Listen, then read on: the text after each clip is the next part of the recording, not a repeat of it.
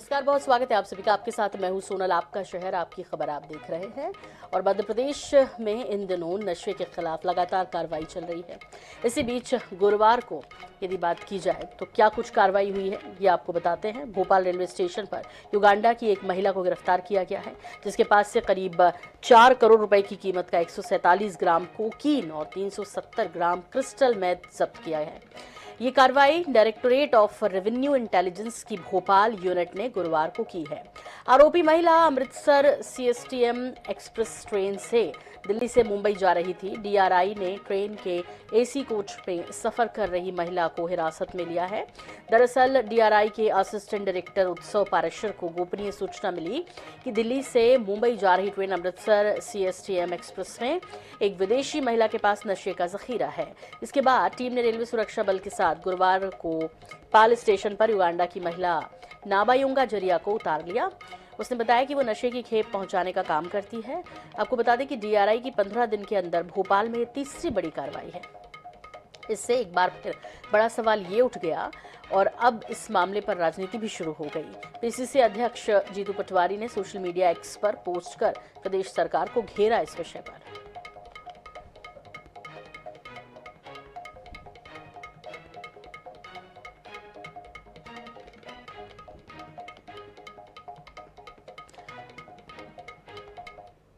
तो अब एजेंसी जो है वो इससे जुड़े और लोग जो हैं उनका पता लगाने के लिए जुड़ी हुई है, लगातार सक्रिय है। और इस बीच अब अंकुश मौर्य हमें नजर आ रहे हैं हमारे भोपाल ऑफिस से। सीधे रुख कर लेते हैं अंकुश का। अंकुश, क्या कुछ जानकारियां इस बारे में आपको मिल पाई हैं? और ये एक बार फिर जाहिर तौर पे सवाल उठता है कि भाई ये कितना बड़ा कारोबार है जो कहाँ कहाँ फैला है। अब ये युगांडा की महिला सामने आई है। अंकुश, देखिए, ऐसा लगता है कि भोपाल को अब ड्रग तस्करों ने गढ़ बना लिया है, क्योंकि भोपाल पूरे देश का सेंटर में आता है। तो सेंटर होने की वजह से शायद तस्करों की निगरानी में है, नजर में है भोपाल। और सबसे बड़ी बात यह है कि अब डीआरआई के रडार पर भी है भोपाल। यही वजह है कि लगातार कार्रवाइयां हो रही हैं। 15 दिन में तीसरी कार्रवाई है और सेंट्रल की एजेंसी उसमें कार्रवाई कर रही है। हालांकि इसमें जो लोकल की एजेंसियां हैं, पुलिस है, उसको भी अपने मुखबिर तंत्र को मजबूत करना जरूरी अब लगता है, क्योंकि डीआरआई लगातार छापेमार कार्रवाई कर रही है। भोपाल में ड्रग की फैक्ट्रियां पकड़ी जाती हैं, ड्रग तस्कर पकड़े जाते हैं। यानी कि सीधी सी बात यह है कि भोपाल को या तो इन्होंने ऐसी जगह, महफूज जगह मान लिया है कि भोपाल से तस्करी बहुत आसान होगी, या तो यहाँ पे ड्रग्स बनाकर अलग देश के अलग अलग कोनों में पहुंचाना आसान है। तो कुछ ना कुछ तो ऐसा है जो ड्रग पेडलर्स और ड्रग सप्लायर्स को सही लग रहा है भोपाल में। तो ज्यादा जरूरी है कि अब हो सकता है कि इन्होंने इसका गढ़ बना ली। बिल्कुल ठीक कह रहे हैं, लेकिन अब ये सवाल है कि भोपाल यदि गढ़ बन रहा है, काफ़ी बच्चे आसपास के यहाँ पढ़ने के लिए आते हैं और एक चिंता का विषय भी है। कभी शांति का टापू कहा जाने वाले में यदि नशे की ये जो उपयोग है बच्चों में बढ़ेगा तो जाहिर तौर पर कई सारे जो अपराध हैं वो भी होंगे। अंकुश, ऐसे में कांग्रेस का सवाल उठाना, बीजेपी की तरफ से कोई जवाब, या एक बड़ा सवाल तो है कि भले डीआरआई कार्रवाई कर रही है लेकिन इन सब के बीच ये जो मुफीद जगह बनता जा रहा है भोपाल, उसकी क्या वजह है? देखिए, मैं आपको बता रहा हूँ ना, देश के सेंटर में जब भोपाल है, इसका फायदा मुझे लगता है कि ड्रग पेडलर्स और सप्लायर्स ने उठाने की कोशिश की गई है। और ये शांति का टापू कहा जाता है, कोई किसी को डिस्टर्ब नहीं करता यहाँ पे। इस चीज का फायदा भी लोग उठा रहे हैं, मुझे लगता है, जो ड्रग्स कारोबार से जुड़े हैं। यहाँ पे कोकता और दूसरे जो अचारपुरा, यहाँ पे फैक्ट्रियां चलती हैं, ज्यादा वहां पे जांच की ऐसी, क्योंकि शक नहीं होता था लोगों को, और इसी चीज का फायदा उन्होंने उठाया और यहाँ पे ड्रग्स की फैक्ट्रियां तक लगा दी गई। अब हालांकि सेंट्रल की एजेंसियों की नजर में भोपाल है, रडार पर भोपाल है, तो ऐसी कार्रवाइयां लगातार देखने को मिलेगी। अगर विपक्ष की बात करें तो उसको घर बैठे मुद्दा मिल गया है नशे के कारोबार का।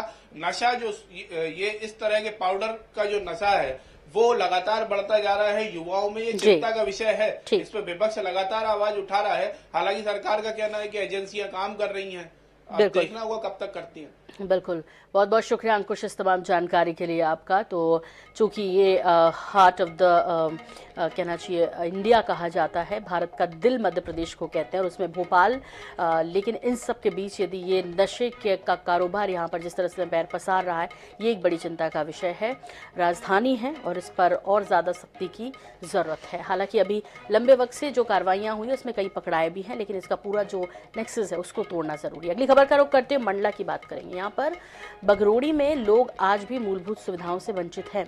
गांव में ना तो सड़क है और ना ही लोगों को प्रधानमंत्री आवास योजना का लाभ मिल पाया है। लोग आज भी कुएं का गंदा पानी पीने को मजबूर हैं और वहीं शिकायत के बाद भी निवारण नहीं हो पा रहा। ग्रामीणों का आरोप है कि गांव की लगभग 200 महिलाएं लाडली बहना योजना से वंचित हैं। इन लोगों की किसी भी प्रकार से सुनवाई भी नहीं होती। सरपंच और सचिव मूक दर्शक बने बैठे हैं। तो मंडला का ये मामला है और लगभग 200 महिलाएं ऐसी हैं जो कि लाडली बहना योजना के लाभ से वंचित हैं। कोई सरकारी योजनाओं का लाभ नहीं मिल रहा। सबसे बड़ी बात है कि सरपंच और सचिव यहाँ मूक दर्शक बने हैं। तो शिकायत की है कई बार, लेकिन उसका कोई असर नहीं हुआ, उस पर कोई कार्रवाई नहीं हुई।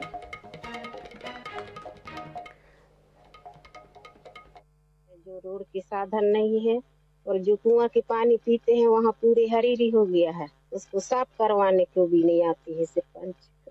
और हमारे 5 साल से हो गए लाडली बहना नहीं मिलता है। पंचायत वाले कुछ नहीं बोल रहे हैं। कई लोगों का आधार कार्ड अपडेट नहीं हुआ था, मोबाइल नंबर चढ़ा नहीं हुआ था, इसकी वजह से है। और पात्र तो सभी हैं, सभी को मिलना चाहिए। हम लोग उसके लिए कार्रवाई करेंगे। आगे तो सचिव जानकारी देगी नहीं, अब इसके लिए कार्रवाई करेंगे ना हम लोग।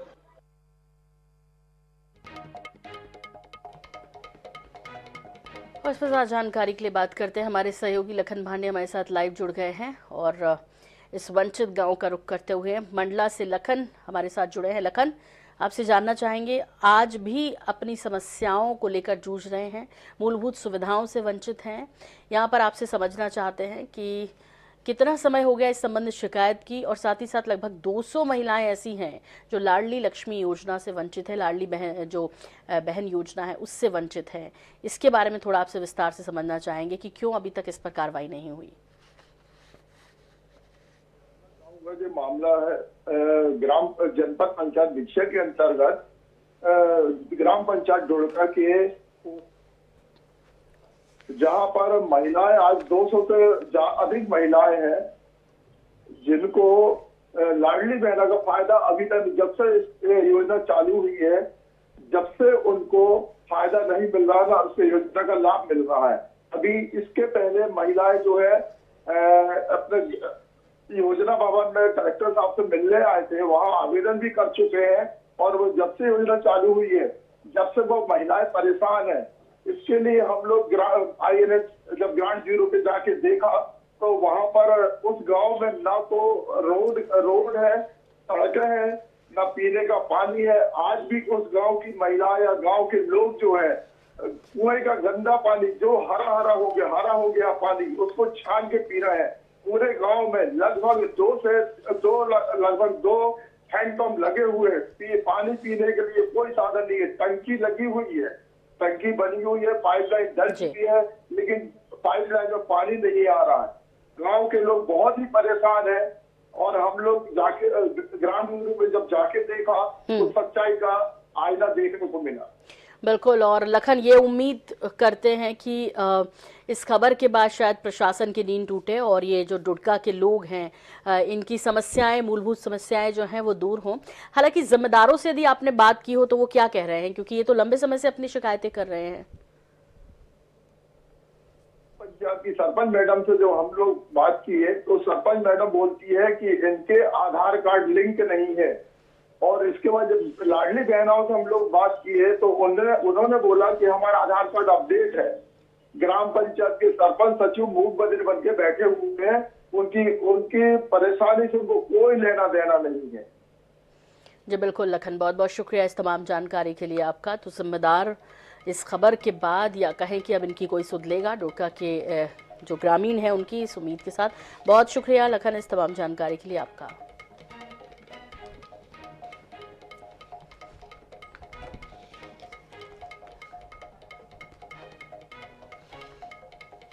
सरकारी योजनाओं का लाभ नहीं मिल रहा, जिम्मेदार मूक दर्शक बने बैठे हैं।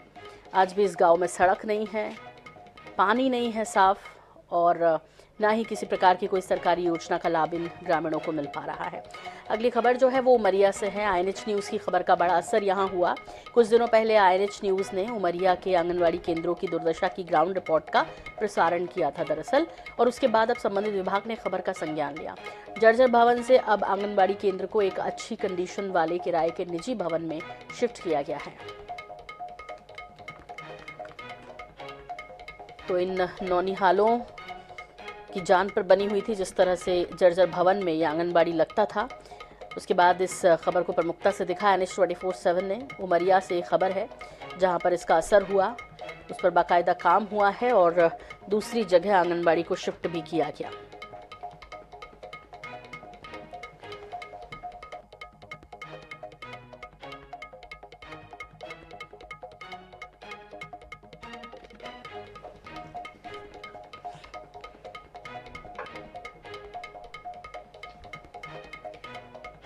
तो आंगनबाड़ी को दूसरी जगह खबर का असर होने के बाद शिफ्ट किया गया है ताकि नौनिहाल सुरक्षित हो सकें।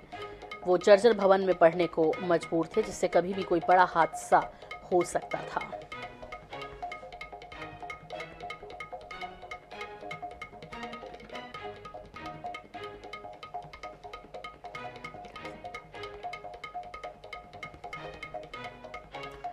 और इस पर ज़्यादा जानकारी के लिए सीधे रुख कर लेते हैं उमरिया का, जहां मौजूद है हमारे सहयोगी हीरा सिंह चंदेल। हीरा, आपसे जानना चाहेंगे कि कब ये जो खबर है इसका फाइनली असर हो गया, दूसरी जगह से शिफ्ट किया गया, और ये अच्छी भी बात है क्योंकि नौनिहालों की ज़िंदगी सेव कर ली गई, उनको किसी बड़े जोखिम में फंसने से बचा लिया गया। हीरा, मैं आपको बता दूं कि हम 24 घंटे पहले ही हमने इसकी ग्राउंड रिपोर्टिंग की थी और हमें जानकारी मिली कि आंगनबाड़ी में जो भवन है वो करीब 30 साल पुराना है, जिसकी हमने ग्राउंड रिपोर्ट बनाई थी और वहां जाकर के देखा था कि इस असुरक्षा के बीच में बच्चे जो है नौनिहाल जो है छोटे छोटे वो पढ़ाई करने को मजबूर है। आंगनबाड़ी में बैठते हैं जहाँ छतें टूटी है, खिड़कियां टूटी पड़ी हुई है और जो छत भवन का जो छज्जा है वो लगातार प्लास्टर उस पर गिर रहा है, जिससे किसी भी समय दुर्घटना घटित हो सकती थी। इस बात को लेकर के आईएनएच न्यूज चैनल ने अच्छी खबर कवरेज करते हुए अच्छी खबर दिखाया, जिससे 24 घंटे बाद ही जो संबंधित आंगनबाड़ी भवन था उसको एक निजी भवन, किराए के भवन में शिफ्ट कर दिया गया है। अब फिलहाल बच्चे उसी में जो है तो अपनी शिक्षा दीक्षा ग्रहण करते नजर आ रहे हैं। जी बिल्कुल। हीरा, आपने अपनी टीवी की वॉल्यूम जो है वो बढ़ा रखी है, उसको आप बंद करेंगे तो फिर मेरा सवाल आसानी से सुन पाएंगे। लेकिन एक बड़ी राहत उमरिया के जो ये मासूम बच्चे हैं इनको मिली है। बहुत बहुत शुक्रिया इस जानकारी के लिए आपका। और अब अगली खबर का रुख करते हुए बात ग्वालियर की, जहां पर भिंड कलेक्टर विधायक विवाद मामला, भाजपा विधायक के समर्थन में उतरे प्रीतम लोधी। नरेंद्र सिंह कुशवाहा के समर्थन में उतर आए हैं और भाजपा विधायक प्रीतम लोधी, उन्होंने भाजपा विधायक प्रीतम लोधी ने आईएनएच से बातचीत की और कहा कि जनता हमारे कपड़े फाड़ रही है, अधिकारियों से नहीं कहेंगे तो किसे कहेंगे। ये जो घटनाक्रम है वो सारा आक्रोश में हुआ क्योंकि चंबल में खाद का संकट है, अधिकारी सुन नहीं रहे हैं, जिसके कारण ऐसी हालत हो रही है। नरेंद्र कुशवाहा नहीं बोल रहे हैं तो क्या हुआ, मैं बोल रहा हूँ। नरेंद्र कुशवाहा ने जो किया वो सही था। पिछोर से भाजपा विधायक है प्रीतम लोधी। हमारे नरेंद्र कुशवाहा जी बहुत सीरियस नेता हैं और बहुत समझदार नेता है, तो कहीं ना कहीं उनका दुख प्रकट हुआ है। तो मैं तो आग्रह करूंगा कि हमारा शीर्ष नेतृत्व से कि उनसे समझाने की दी है तो ऐसे ही अधिकारियों को भी समझाया जाए, अधिकारियों से भी किया जाए, क्योंकि इधर जनता चढ़ती है उधर अधिकारी काम नहीं करते हैं। तो जनता चढ़ती है अधिकारी काम है तो बीच में आदमी पिसता है ना। चलती चक्की देख कर दिया कबीरा रोए और दो पार्टियों के बीच में साबित बचाना कोई, तो ये विधायक दो पार्टियों के बीच में पिस रहा है। तो इसीलिए अधिकारियों को भी क्लास ली जाए और अधिकारियों को भी समझाया जाए कि जनता ने भरोसे से चुन के अगर विधायक को भेजा है, प्रतिनिधि बनाया है, तो उसकी बात जनता अगर कहती है तो उसकी बात को तवज्जो दिया जाए। और इस पर ज़्यादा जानकारी के लिए बात करते हैं, हमारे सहयोगी जावेद खान हमारे साथ जुड़ गए हैं। जावेद जी, ये समझना है कि कल तो प्रदेश अध्यक्ष ने बुलाकर बाकायदा क्लास ली और डांट लगाई कि ये व्यवहार जो है, हमारी जो अनुशासन है पार्टी का, उसके विपरीत है। उसके बीच ये प्रीतम लोधी जी बीच में आके जिस तरह से बोल रहे हैं, कैसे देख रहे हैं इसको? बिल्कुल, जैसे ग्वालियर चंबल संभाग में भिंड के जो विधायक हैं नरेंद्र सिंह कुशवाहा, उनकी आक्रामक शैली दिखाई दी थी, वैसे ही तेवर जो प्रीतम सिंह लोधी हैं, जो पिछोर के विधायक हैं और कद्दावर नेता माने जाते हैं, उन्होंने कांग्रेस के कद्दावर नेता केपी सिंह को हराया था, कत्ता जी को। उसके बाद से उनके हौसले बुलंद हैं और सबसे बड़ी बात है कि उनके साथ भी मामले उठते रहते हैं और लगातार इस बात को रेखांकित करते रहते हैं कि कहीं ना कहीं जो जिला प्रशासन के अधिकारी हैं वो उनकी अनदेखी करते हैं। इसी बात साथ भी ये मामले उठते रहते हैं और लगातार इस बात को रेखांकित करते रहते हैं कि कहीं ना कहीं जो जिला प्रशासन के अधिकारी हैं वो उनकी अनदेखी करते हैं। इसी बात का जो नरेंद्र सिंह जो विधायक हैं भिंड के, उनके जो कार्यशैली थी, जो कलेक्टर भिंड के साथ उनकी नोकझोंक हुई थी, उन्होंने हाथ उठाने की कोशिश की, उस मुद्दे का उन्होंने समर्थन किया है और उन्हें प्रीतम लोधी ने कहा है कि अधिकारी और जनता के बीच में विधायक पिसता है। यानी कोई भी जनप्रतिनिधि होता है तो जनता तो अपने कामों के लिए लगातार दबाव बनाती है और प्रेशर डालती है और जनता लगातार उनके जो जनप्रतिनिधि होता है, खासकर एमएलए, उसके कपड़े फाड़ने पर आमादा रहती है। हाँ। लेकिन जो बर्ताव किया गया है विधायक द्वारा, उसका उन्होंने समर्थन किया है। लेकिन जब उनसे पूछा गया कि बीजेपी के वरिष्ठ नेतृत्व ने भोपाल में जो तलब किया नरेंद्र सिंह कुशवाहा को और उनकी क्लास ली, तो उन्होंने कहा कि ये क्लास जो विधायकों के लिए आती है, इसी तरीके की क्लास जो है वो अधिकारियों की भी, अफसरों की और कलेक्टरों की भी ली जाना चाहिए कि आखिर वो किस तरीके का काम कर रहे हैं। उनकी रिपोर्ट कार्ड भी लिए जाना चाहिए कि आखिर वो कौन सही से काम कर रहा है, कौन से नहीं कर रहा है, उनको भी शंट किया जाना चाहिए। अच्छा, बहुत संक्षेप में जावेद जी, उन्होंने कहा ठीक है, लेकिन एक बार क्लास ले ली गई नरेंद्र सिंह कुशवाहा की, उसके बाद प्रीतम लोधी का बयान, हालांकि वो अक्सर इस तरह के बयान देते हैं जो कि संकट में डालते हैं कई बार, लेकिन एक बार सीनियर्स ने बोल दिया, उसके बाद फिर इस विवाद को छेड़ना या उनके उस बात को ये कह देना कि हमारी नहीं, बाकी लोगों की भी लीजिए, यानी अधिकारियों की भी लीजिए, क्या असर पड़ेगा? और आपको लगता है कि इनकी भी क्लास ली जाएगी फिर?